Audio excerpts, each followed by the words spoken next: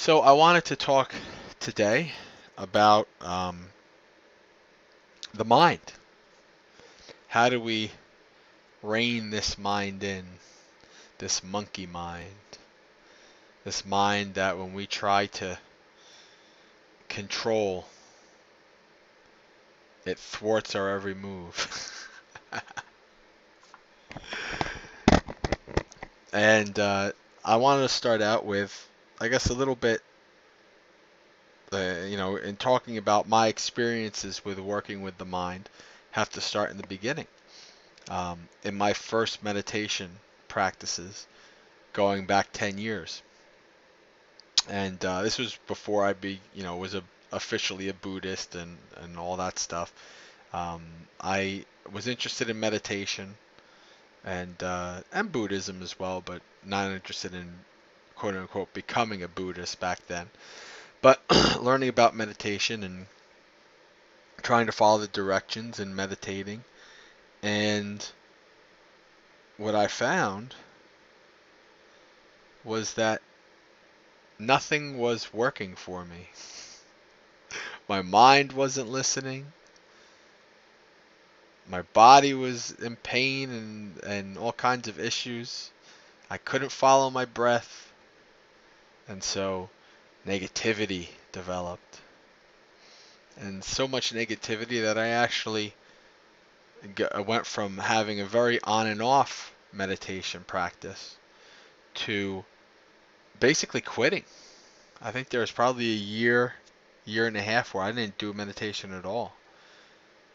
I thought to myself, well, I guess I can't do it. All these issues, and I'm trying to follow the directions, but the directions aren't working right. And so I developed a lot of negativity. It wasn't until I found teachers like Ajahn Brahm, who taught about being kind to your body and your mind, being able to let go, and all these kind of things, that my meditation started to really take off. And I started to gain insights and understanding of how this mind works. And I came to the conclusion that you can't tell your mind anything. You can't control your mind.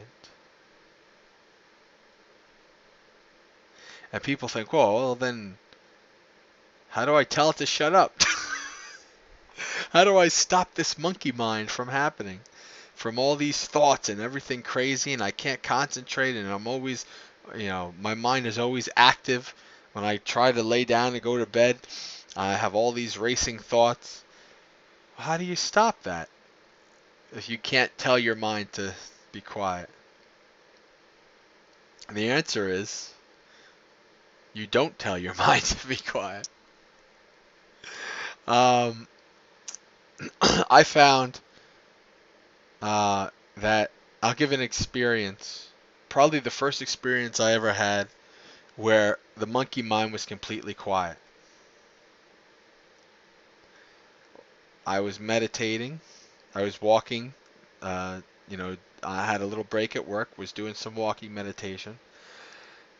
And my mind, as minds do, my mind wanted to do what it wanted to do. So it wanted to sing. And it wanted to sing Sweet Caroline by Neil Diamond. Which is well before my time, but hey, I don't know. I like the song. So, and it just, how it happens, like, you might not have heard a song for years, and all of a sudden it comes into your mind.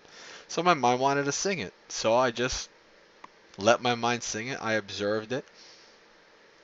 And all of a sudden, I observed that there was no more singing. There was no more thought. Nothing was coming out of this monkey mind. No jumping from one thought to another. There was just awareness. And it was such a shocking, amazing experience because, it was the first time I had ever experienced. In 34 years of life, it was the first time that I was ever mindful of the monkey mind not thinking for more than a second. When we do certain things like play sports or something like that, there's times where you have that concentrated mind. But this was when I was really not doing anything. And so the mind was quiet, except for my awareness. I was aware that my mind was quiet. And it confused me and excited me, and I wondered, what the heck is going on here? And so that lasted probably about a couple minutes. And that was the first time, really, that I had such a major insight that told me, you know what? This practice that I've been following is right. It works. And this happened because I didn't try to control anything. I didn't try to make my mind be quiet. I wasn't even thinking about that. And it happened. Boom. And they say I have very little experience with jhana, the jhanic states and all that stuff. I can't claim to have been in jhana or anything like that. But if you read like Ajahn Brahm and different teachers, and they claim you don't reach jhana by trying to get to jhana. As you develop deeper levels of calm, your mind, it naturally goes there. And I can believe that because in the experience that I have had, the more I am letting go and allowing it to happen and just trying to observe it, that's exactly what happens. It goes there. And that's a tough thing to do because we're so used to control. We're so used to, and we kind of get this from the meditation. If you don't really know, if nobody's really there to tell you these things, you end up going through like what I went through. I wish I had somebody to kind of tell me.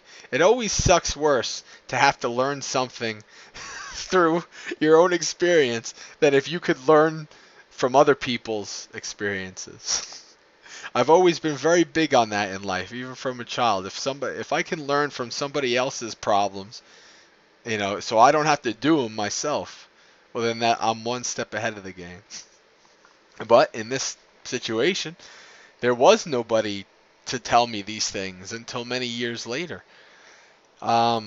Which is why I'm very big on trying to explain to people that so much of what you consider your problems in meditation, and we have this ego. This ego thinks that we have these problems, and there are problems. This is my problem.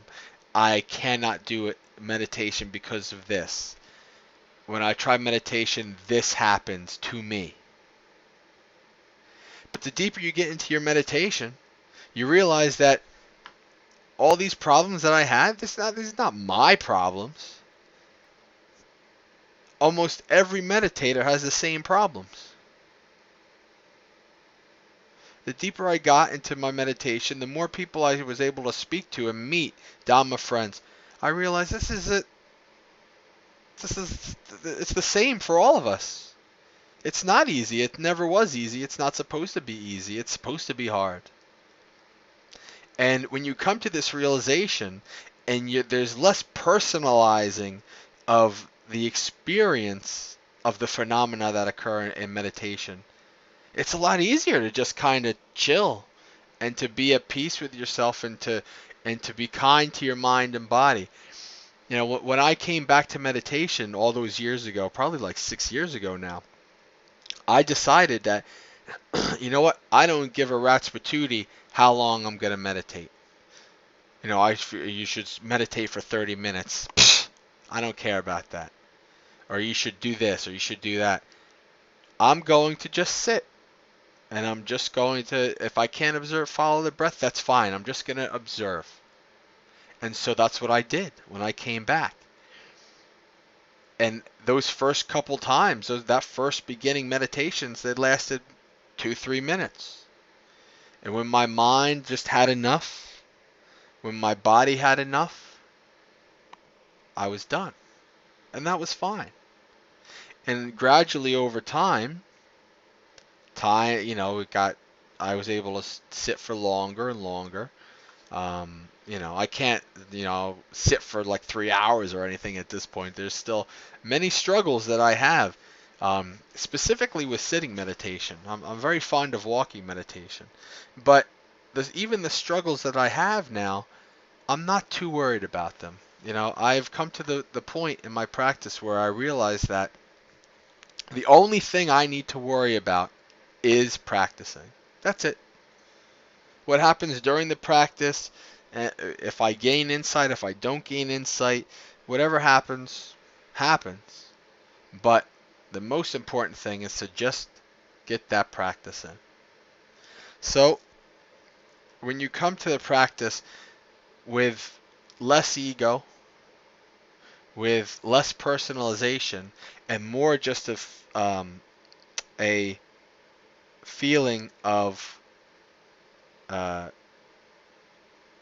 just being there, just observing, seeing how things go, then it's amazing where your mind takes you. Don't worry about it, Stanlito. There's nothing to be sorry about. So this is the mindset behind meditation that gets you somewhere. And as you get more advanced in the practice, and just most of I'm no master or guru or monk. I'm not some kind of crazy advanced meditator. I've however wherever my practice is where it is. I can't claim to have any highly attained states or anything like that. But I have gone far enough to the point where I start to realize these certain basic truths about the practice itself. And the basic truth is, I think, encapsulated in one of my favorite phrases that I came up with about the mind. The mind is like a child trying to sneak a cookie out of the cookie jar. Right? If you say you're the parent of that child, or you just watch it, you see that child, the child's going to sneak a cookie, and you lash out at the child. What do you want to be fat? Blah, blah, blah. I told you you're not supposed to do that. Blah, blah, blah. What do you think happens? The child goes away, and, they have their feelings and emotions, and what do you think they're going to do the next night? They're going to go and try to steal that cookie again. But if in the same situation, you're just there. You just observe that child about to go take the cookie. You don't say anything. You don't do anything. You're just there staring. And then the child looks and sees you staring, and they're kind of weirded out. And all of a sudden, they just walk away. Right? That is your mind. Because when you observe your mind and you don't do anything, you're not putting any judgment to your mind or what it's saying. Even if your mind is thinking about the worst possible things you would think your mind would ever think about. I don't know. What do you think about? I don't want to get too graphic, but anything, even like horrible things. I don't know, killing people, murdering, whatever. Even if your mind is thinking about these things, you don't want to make that judgment on your mind, because putting that judgment on your mind Even if you're, I don't know, if you have weight issues, like, those of you who know me, I had, at one point I was almost 400 pounds. I was an emotional eater. Even though I've had surgery, I would probably say technically I still am an emotional eater. Although with the practice, I've had a lot less emotional issues where I want to eat for comfort. Um, but when I was judging myself on this, I shouldn't do this, I shouldn't do that. Did it help me? Did it get me anywhere? No. When I just observed myself, observed without judgment what I was doing, and observed how my mind judged. Because, when you hear somebody says, don't judge yourself, or don't judge whatever happens, what's the first thing you're going to do? You're going to judge. Your mind's going to judge. It's simple as that. And then what happens? You get mad because you're judging when you're trying not to judge. And then you get mad and there's still negativity. Exactly. It is designed to judge. Judging and snap judging is how we have come to this point where we are intelligent living humans in society able to practice Dhamma. That our ancestors were able to stay alive enough up to this point that we've become. So yes, this is all, and that's what you come to realize is it's natural. So if you're trying not to judge but you judge, you can go two ways. You can get mad that you're judging because you're trying to be a good, quote unquote, good Buddhist or good meditator and you're judging, or you can say, okay, my mind's judging. Now I'm going to observe the judgment of myself observing what I'm doing. And you can actually, as you progress, you start to see the different levels, deeper and deeper levels. So you can judge yourself.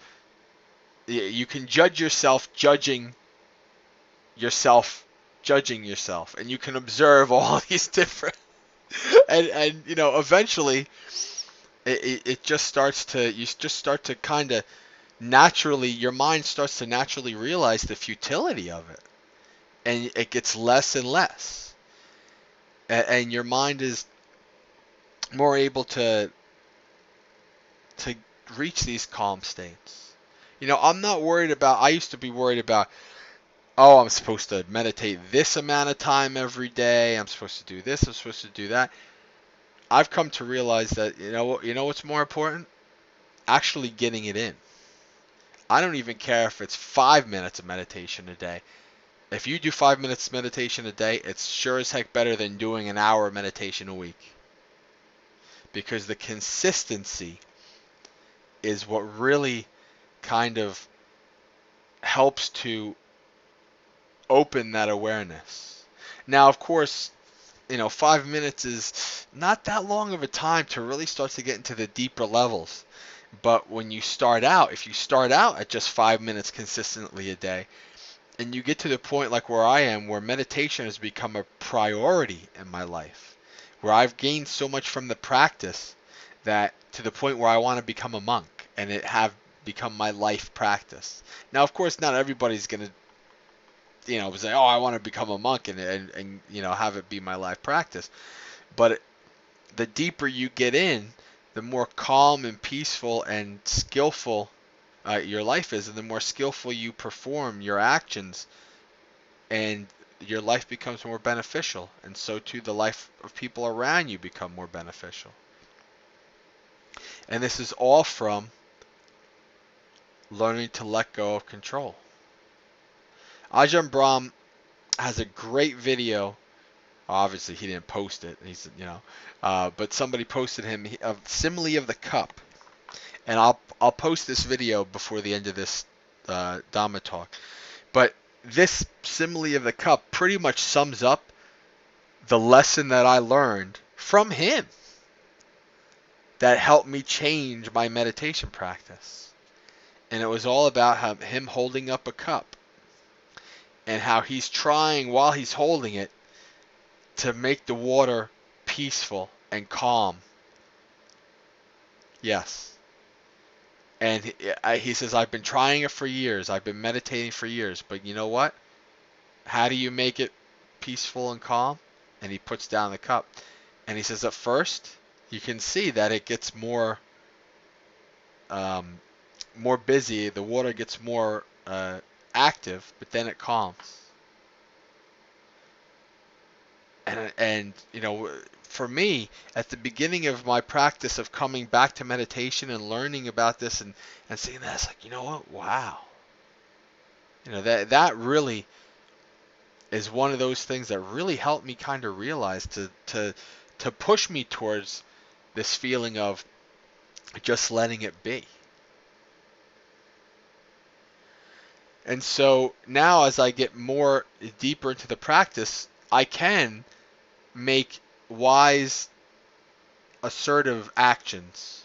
Like now that I'm deeper into the practice and I'm more confident in myself in the practice, I can say, you know what, now I really want to do work on my concentration, my samatha, the following of the breath, and I'm starting to be able to follow the breath. So now I'm going to work on that, and I do put an effort towards that, but fully understanding and knowing to not judge myself and to not push myself, my mind and my body further than it's going to be.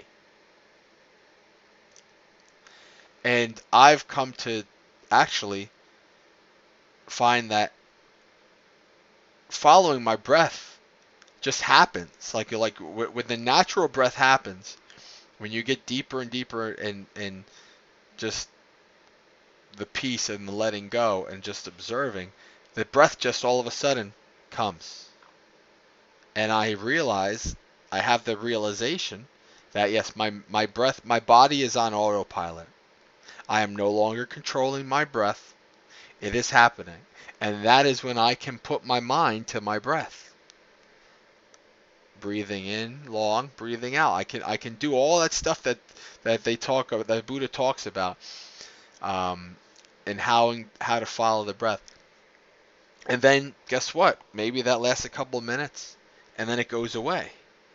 And I get back to, oh well, now I'm controlling my breath. Now I'm not controlling. And but you know what? As it comes, when it comes, I observe it for how long it's there, and when it goes, I'm not trying to chase after it. I'm not like, oh well, I was doing so good, and now I'm not following the rules anymore. No, no, because that's not how the mind works, right? It it comes to you when you have sufficient peace, when you have sufficient calm. It naturally comes to you. I often have a quote that meditation is like a battle, but it's a battle you don't win by fighting. And how do you win a battle? By not fighting it. And one of the things that kind of clicks with me, I've always been a big video gamer. And my favorite game of all time from way back in the 90s it's called Final Fantasy. If you're an old gamer like myself, you might know that, Final Fantasy 4. And in this game, the main character, it starts out as this dark knight, and his king is having him do more bad things, and he's starting to really kind of lose himself. And so there's this part where he becomes a paladin, and when he gets the light into him, and then all of a sudden, part of becoming this paladin is to face himself. So here you see on the screen the new main character, who's this glowing, radiant person facing his old self, this dark knight. And of course, I was like 10, 11, whatever at the time. I didn't kind of understand, I didn't have the wisdom to understand what was going on. And I was like, okay, and I start fighting the dark knight. And I'm losing. I'm like, well, what the heck's going on here? What the? And then all of a sudden, I just decided, you know what? Well, okay, well, I'm just gonna let it happen. And then that's how the story went. The story was is he was able to become this paladin not by fighting his old self. The old self struck, the dark knight struck out at the new self.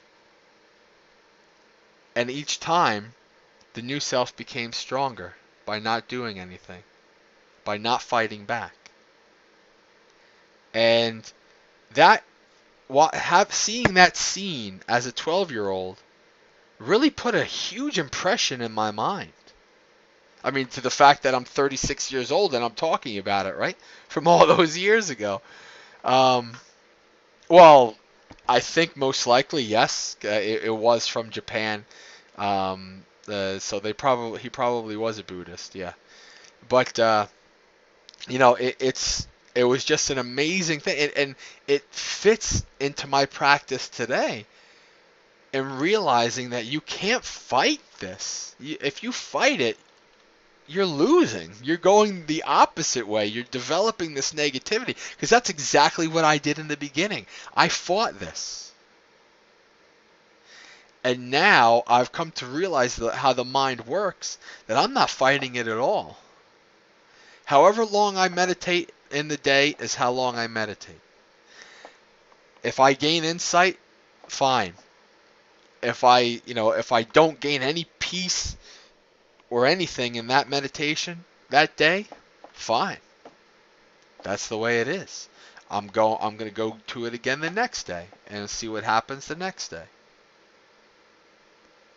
The most important thing is that I have that continual practice. And being kind to, like Ajahn Brahm says all the time, being kind to your mind and body. And I've taken that up too as one of my phrases, because that is what I followed, and that's what I've seen that works in my own practice. Because judging and fighting your mind is not going to get you anywhere. And when you start to kind of get far enough in the practice where you start to really question that the mind is yours, like when you start to get into the anatta, the not self, you start to kind of, it's almost like your mind is like your child, or like your pet, and like how you treat your mind. Like it's like the mind, it doesn't feel like me anymore. I don't know what is me. See, this is where you kind of get into this confusing part. Is I have not gone far enough in the practice where I can be clear about what anatta is. I'm just at the chipping away. That's what I found about insights with the mind. You don't all of a sudden necessarily have these grand insights that totally change your life and this and that. Insights come in little chunks. It's like you have this big iceberg that's called ignorance. In Buddhism, ignorance is really what we're trying to replace with our wisdom through our experiential wisdom, through experiencing the reality of how things are, understanding them, and how this changes our practice. And so it's really like there's like this gigantic iceberg, like maybe 10 miles wide or whatever, big iceberg, that is our ignorance, that is our greed, hatred, and delusion. And you just have this little pick, and you're just chipping away at it. Chipping away. And you get these little nuggets of insight and understanding as you're going along. And I think that kind of fits with, there's a lot of things like the Buddha talks about, kind of has different analogies of how long or how much certain things are. And it's like, well, if you have a huge mountain this high, and you take a spoon and you take one little piece of it out, that's how many eons in lifetimes it will take for this to happen, etc. So it's kind of like the same thing. It's like you're just chipping away at the iceberg, and gradually over time, over years and years and years, you develop this insight, this wisdom of how things really are. And I've come to kind of see my mind as as this crazy, wild, funny thing. It's like almost like entertainment. I actually did a talk, I think almost maybe about 7, 8 months ago, kind of along the similar lines of what I'm talking about now. And I named the talk, "Oh Ego, Thou Art Crazy." And it was a lot about how, as you begin to really start to observe your ego, to observe your mind, and what it says and what it wants you to do and all these kind of things, it's really just like, it's really funny. It's interesting what your mind and your ego wants you to do. Like a good example um, that I like to use, and I don't think most people would ever admit to this, but because I am so committed to having people understand what is normal, instead of kind of people judging themselves and not seeing it as normal. Um, During a metta retreat, no less, the metta retreat that I did probably maybe about a year ago almost. Um, I was in the metta retreat, and we were in the meditation hall, and the monastic was doing the guided meditation. And for some reason, I can't do guided meditation. I just don't. It doesn't work. It actually agitates me, which is interesting because I rarely get agitated in life. There's certain things that do agitate me, but it's not something that I can say that I get agitated by something every day. Um, and so I started to get agitated, and all of a sudden in my mind popped up this thought, this image of me getting up off my out of my meditation cushion and going over and punching the monk in the face. I don't think I've ever punched anybody in the face. Maybe once or twice as a child in defending myself. But this is the kind of stuff like the mind. And now what could I have done with that thought? What could I have done with that? I could have developed shame and guilt and judgment and thought, how could I even think about punching out this monk? I must be all yada yada yada. And what do? Right? I laughed. I literally laughed to myself when that happened. The split second after it happened, I started cracking up. Now, I mean, it wasn't loud that I would, interrupting people, but in my mind, I just started giggling because it was just so funny a thought. There was no personalization of that thought. There was no, I can't believe I thought that thought. It was just, this is a funny thought that happened. And you know what? I've told it to many people, cause, and people can't, it's like, oh, how could you think about punching out a monk?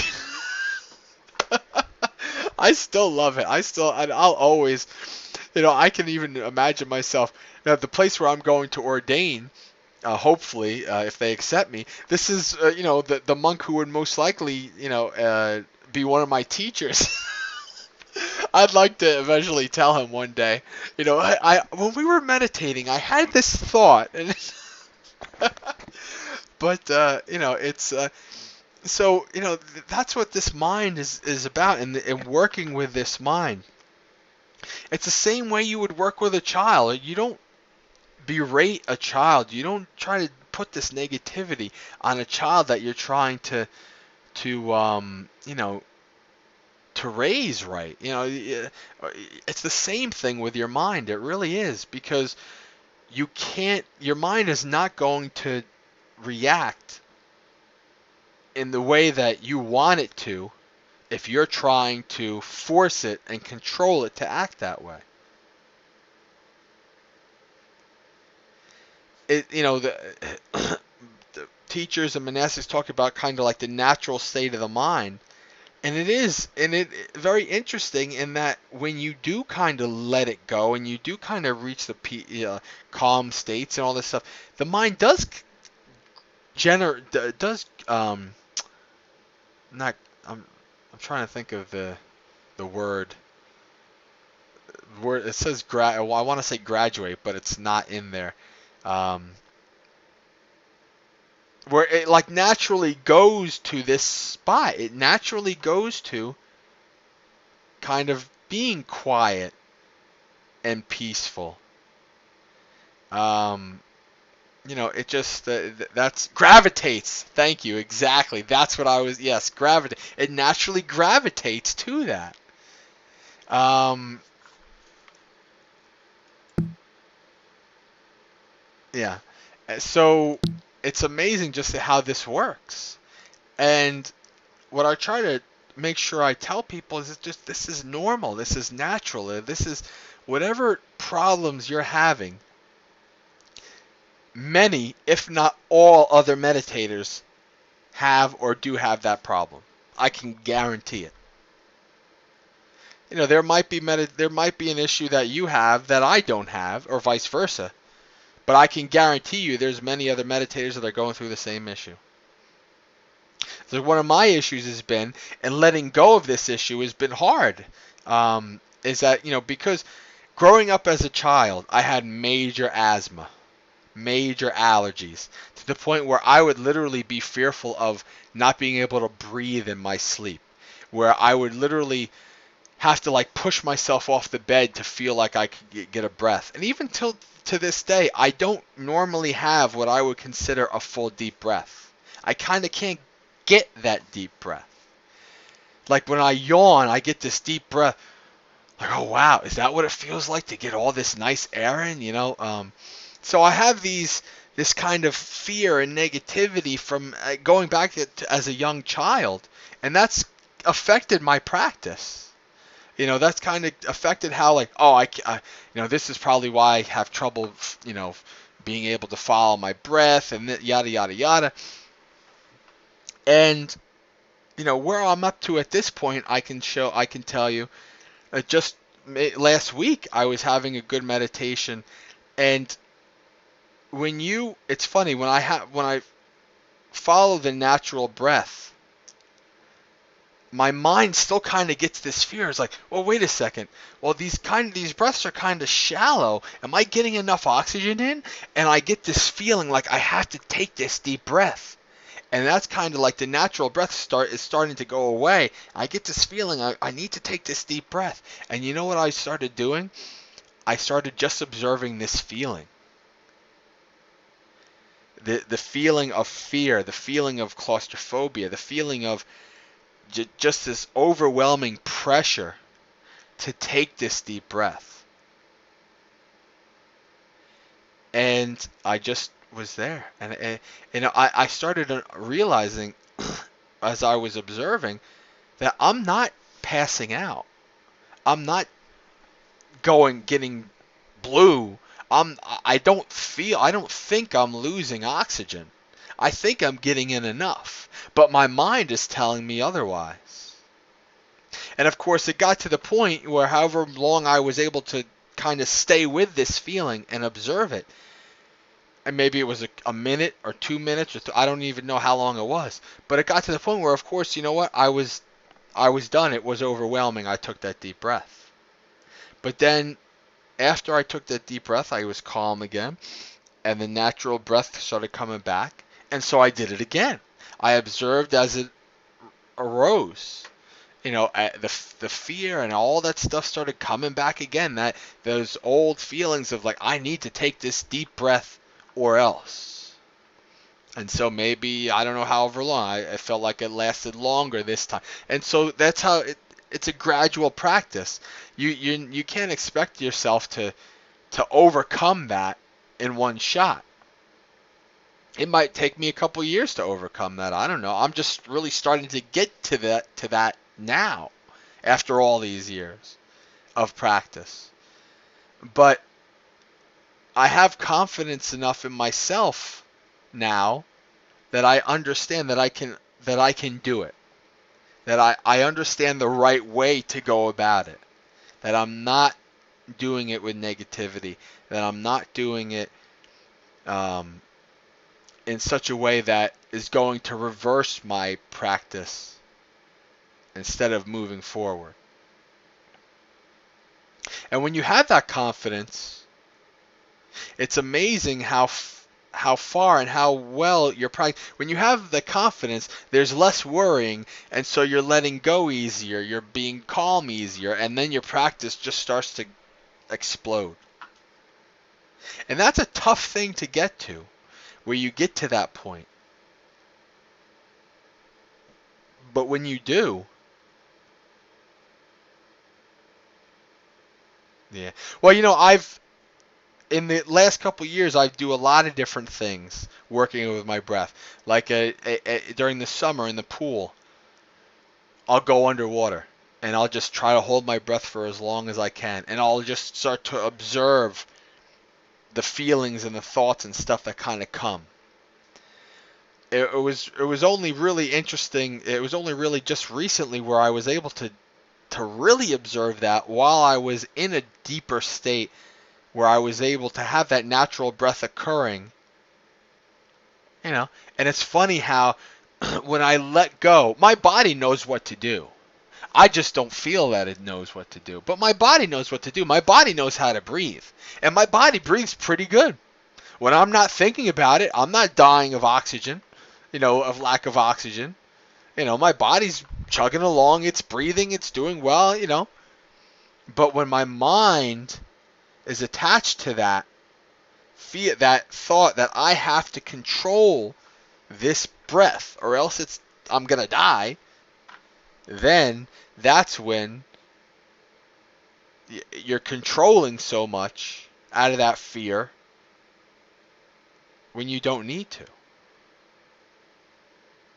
And so this is part of my practice, and I've come to realize that what I'm going through, maybe not everybody has gone through very similar things, but there's plenty of there's people that have asthma a lot worse than me that are meditators.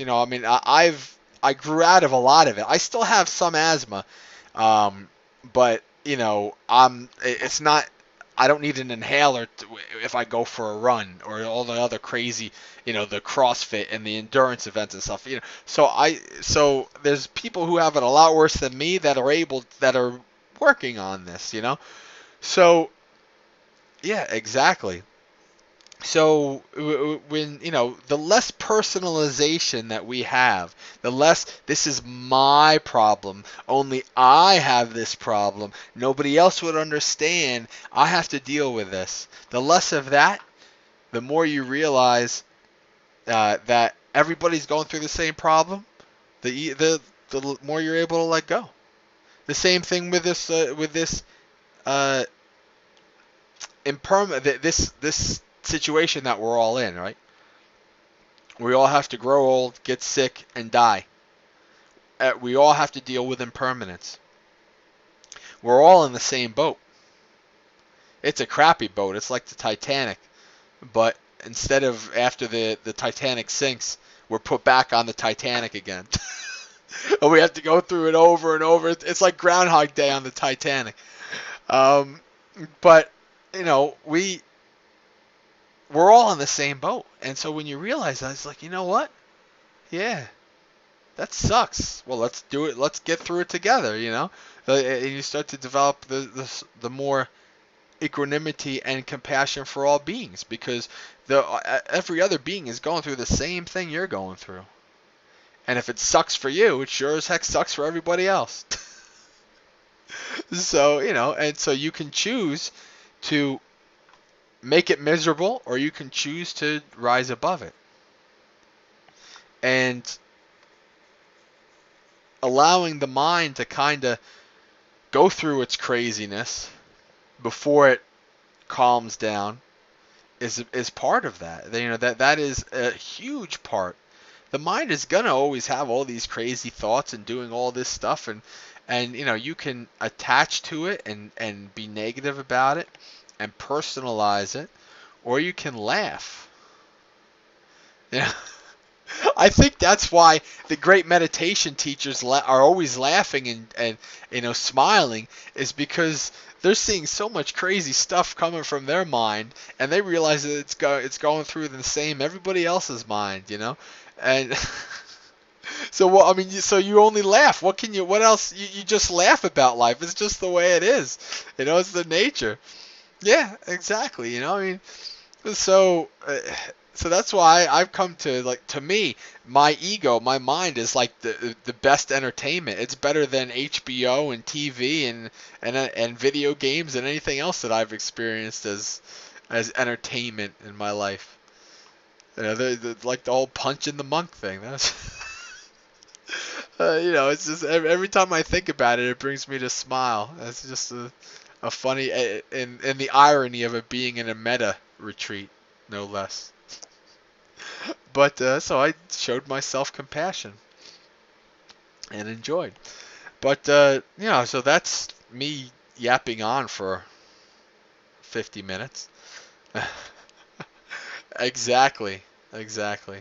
So I think that's pretty much it. Unless there's any questions or comments, it's really what I like to put it. It's the mindset behind the mindfulness. That mindset is so important because it sets the tone for your practice. It really does. When you have that mindset, your practice just flourishes. It's just it's so happy and peaceful and just accepting of who you are or you perceive to be, who um, who your mind is and who you think you are, and accepting of your mind and no matter what it does. Like Ajahn Brahm's famous quote, what his father told to him: "No matter what you do, the door of my heart is always open to you." It's the same thing with your mind. No matter what you think, mind, you know, the door of my heart is always open to you. Even if it's about punching out a monk or whatever, doing something stupid, whatever it is, my heart is open to you because I'm stuck with you. until I become awakened or a sotapanna, a stream enter, and realize anatta, I'm stuck with you. And even then, you still have the thoughts and you still have that mind and body. So even if I become enlightened, if awakened, I'm stuck with you. And I wonder if the Buddha had these thoughts too. Like if you're awakened, if you still have the mind, still kind of has these thoughts, but they're just phenomena, right? I don't know, but it's something interesting to at least think about. But so that's really what I try to stress. It's really what you know, if I become a monk and I become a teacher and all these things, this is really what I'd like to stress to people because I think that it will save people so much time. Like I lost a good 5 years of my beginning meditating practice by not knowing these things. And if I have a regret, which I don't, I mean, if there's a regret about meditation, it's I wish I knew now, knew then what I knew 5 years later that allowed me to get to become where I am now. But that's neither here nor there. I'm here now. This is where I've gotten in my practice. And I know the only thing I need to do is to keep steering that boat, to keep on course, keep practicing. Even if the one day I only get 5 minutes in, the next day I get 10 minutes, the next day I get 2, whatever it is, the more you do it, the more consistency you do it, the more your practice will flourish. And the more meditation becomes a priority. It's amazing. I was one of those people, I don't have time to meditate. Well, guess what? I went from somebody who, used to stay up till 1 or 2 o'clock in the morning and get to work like with everybody else 10, 15 minutes after 9 o'clock to somebody who went to bed early and now wakes up and meditates and exercises before work. If it's a priority, a natural priority, you find time. If it's not, if it's a minor priority, well, at least you have if you can get that minor consistency in or the 5, whatever, how many minutes in, then that's great, because eventually down the road it will become more of a priority, because that's what happened with me.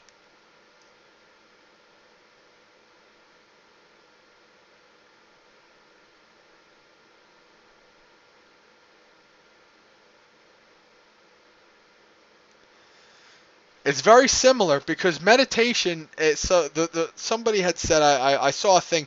Ajahn Chah says it. Meditation is exercise for the mind, instead and not as opposed to exercise for the body. You do different whatever exercises for your body, and meditation is the same exercises for your mind.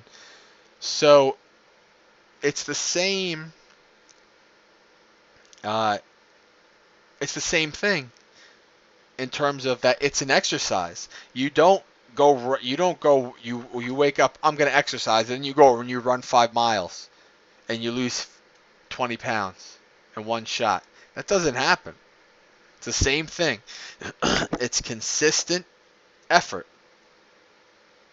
and that's part of the Noble Eightfold Path, right? Right effort. It's consistent effort. Consistent effort is what brings change.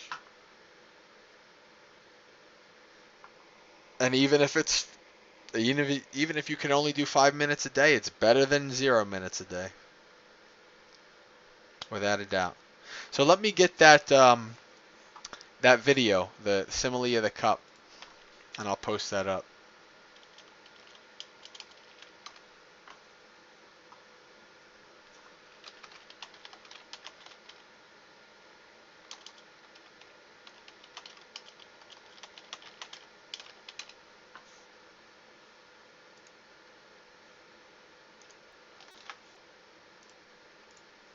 Somebody, I think it was maybe on a Reddit or a forum, a Buddhist forum, said, "What's the one video that is most important to your Buddhist practice?" And this is what I posted.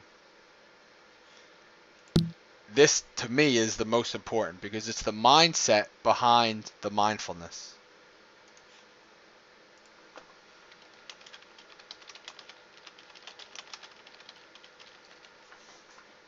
As a matter of fact, you know what? I like that phrase. I think that's what I'm going to name this this talk, is the mindset behind the mindfulness, or some such things. But so that's it. Now, if there's any comments or questions, we can end.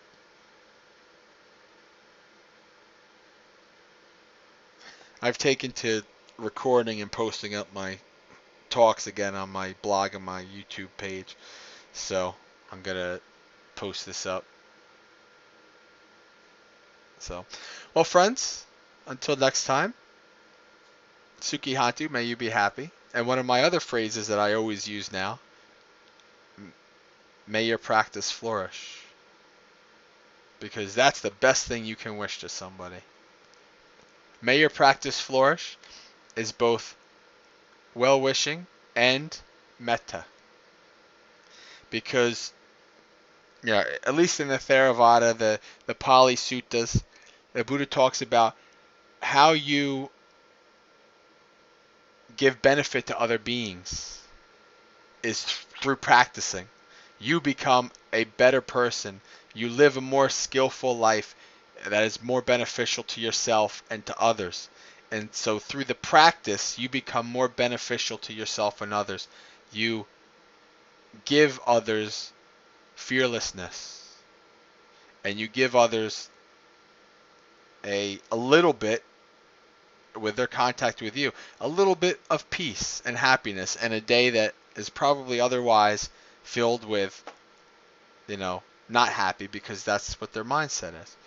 So when I say, may your practice flourish, to me, the more people's practices who flourish, the better the world is. Simple as that. So everybody, practice flourish. So thank you, and until next time, friends.